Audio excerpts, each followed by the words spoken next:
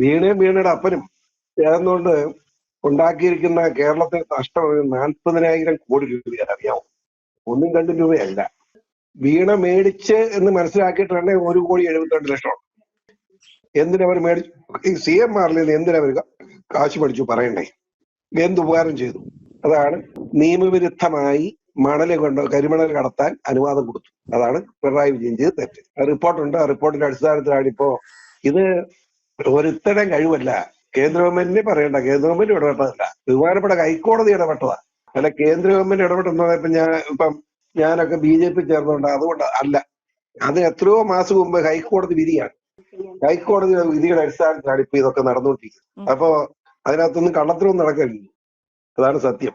അങ്ങനെ പറഞ്ഞ മുഖ്യമന്ത്രി അന്ന് രാത്രി വീട്ടിൽ പോയി പിറ്റേ ദിവസം അടിയന്തര പറയാൻ വന്ന മറുപടി പറയാൻ പോലും വന്നില്ല. അതിനാ 2 ദിവസം വീട്ടിൽ കൂട്ടക്കാർച്ചയായിരുന്നു ഞാൻ കേട്ടത്. മനസ്സിലായില്ലേ? ജയിലിൽ പോകണം, ഒരു മാർഗമില്ല. നമ്മൾ ആരും വെച്ചാൽ രക്ഷിക്കാൻ കഴിയുമെന്ന് എഴുതിയിട്ടില്ല. ഇപ്പൊ കണ്ട ബഡ്ജറ്റ്, ഇത് കൂട്ട് ബഡ്ജറ്റ് കണ്ടിട്ടുണ്ടോ? ഒന്നുമില്ലാന്ന് മാത്രമല്ല, തെരഞ്ഞെടുപ്പ് പ്രകടനത്തിൽ 250 രൂപ റബ്ബറിന് തരുമെന്ന് പറഞ്ഞു. ഇപ്പൊ 10 രൂപ റബ്ബറിന് കൊടുത്തത് 180. ബാക്കി 50-70,000 രൂപയാണ് തരുന്നത്. എനിക്ക് മനസ്സിലായി. അത് കൂട്ട് ഇടപാടൊക്കെയാ. നന്നായി തരാം മേളായി, നന്നായി തരാം.